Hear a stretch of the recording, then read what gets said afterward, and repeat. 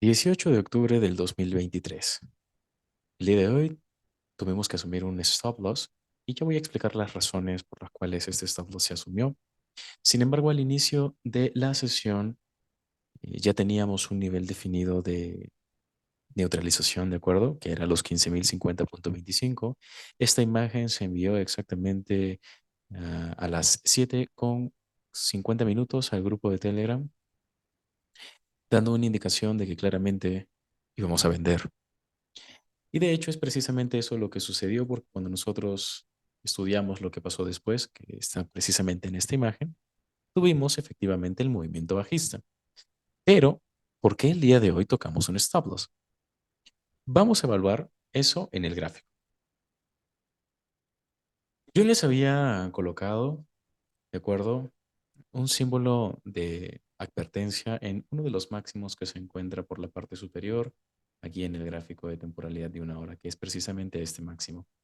Este máximo se forma exactamente en el Balance Price Range formado por este Fair Value Gap en forma de BC, que al superarse permite que el precio reaccione, ya que se convierte en una resistencia. Y todo esto sucede dentro del rango operativo del Fair Value Gap del 10 de octubre.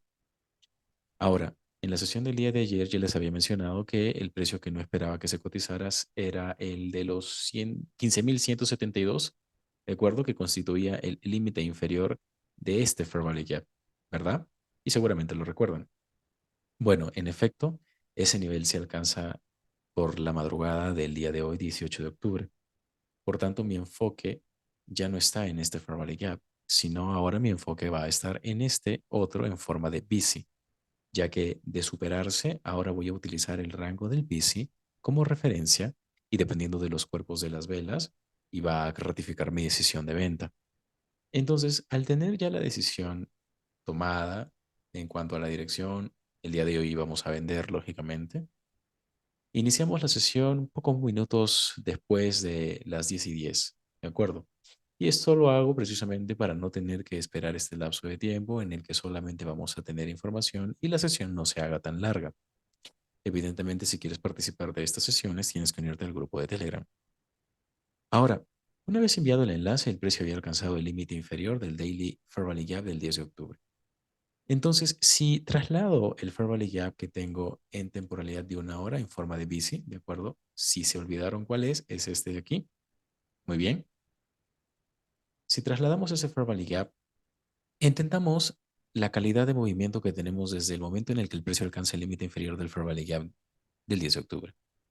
Tenemos aquí un Fair Value Gap en forma de Breakaway Gap, dado que rompe este mínimo, ¿de acuerdo? Este mínimo formado por estas velas se rompe. E inmediatamente tenemos una siguiente vela que alcanza nuevamente el nivel, genera una reacción mínima y el precio continúa cayendo. Acá un primer planteamiento era colocar una operación en venta en la medida en la que el precio genere una contracción y lógicamente hubiera sido una operación exitosa. Allí tienen un primer planteamiento y esto lo ha demostrado en las sesiones de backtesting. ¿De acuerdo? Sin miedo a que este Fair Value Gap diario ejerza algún tipo de movimiento alcista.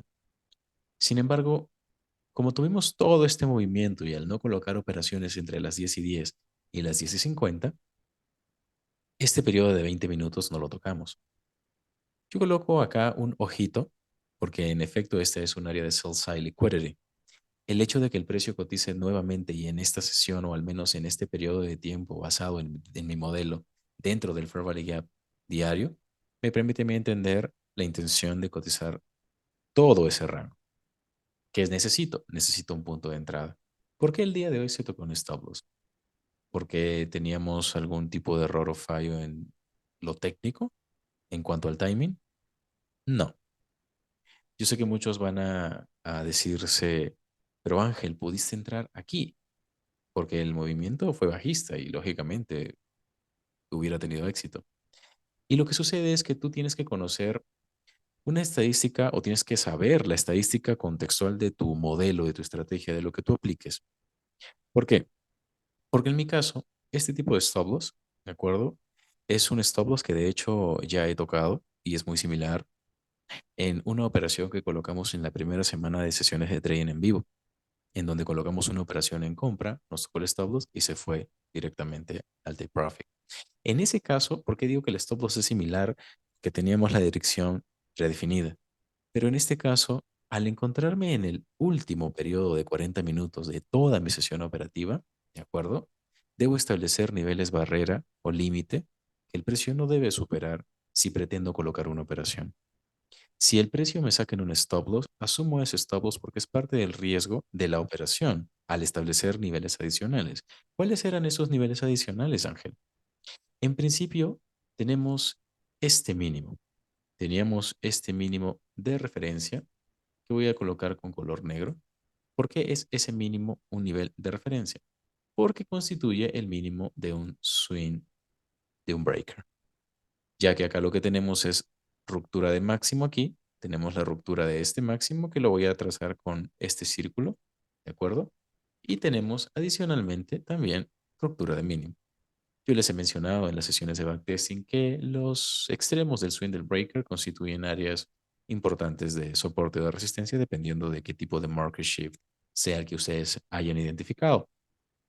Entonces, en este caso, yo decido, en la medida en la que veo esta primera reacción a las 11:18, ingresar en una operación en venta y colocar mi stop loss en este Fair Value Gap. ¿Qué pasa con este Fair Value Gap? Este Fair Value Gap es un Fair Value Gap que se comentó durante la sesión mientras el precio estaba generando estos movimientos o estas velas. Yo les había mencionado que sería prudente y adecuado esperar que el precio alcance este Fair Value Gap para formular el setup en venta.